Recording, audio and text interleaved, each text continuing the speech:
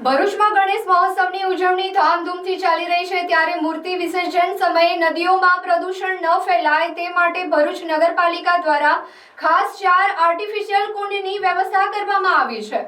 ભરૂચ પાલિકા તરફથી શહેરના વિવિધ વિસ્તારોમાં કુલ 4 કૃત્રિમ કુંડ બનાવવામાં આવ્યા છે।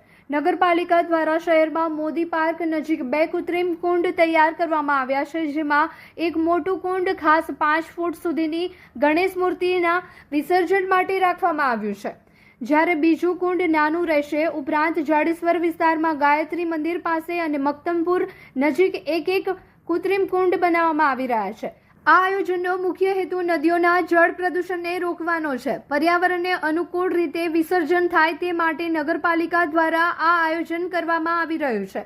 સાથે જ નગરપાલિકા ચીફ ઓફિસર દ્વારા શહેરવાસીઓને વિનંતી કરવામાં આવી છે કે તેઓ નદીમાં મૂર્તિ વિસર્જન ન કરે અને પાલિકા દ્વારા બનાવેલ કૃત્રિમ કુંડનો જ ઉપયોગ કરે। દર વર્ષની જેમ આ વર્ષે પણ ભરૂચ નગરપાલિકા દ્વારા ગણેશ વિસર્જન માટે 5મા 7મા અને 10મા દિવસ માટે વ્યવસ્થા કરેલ છે।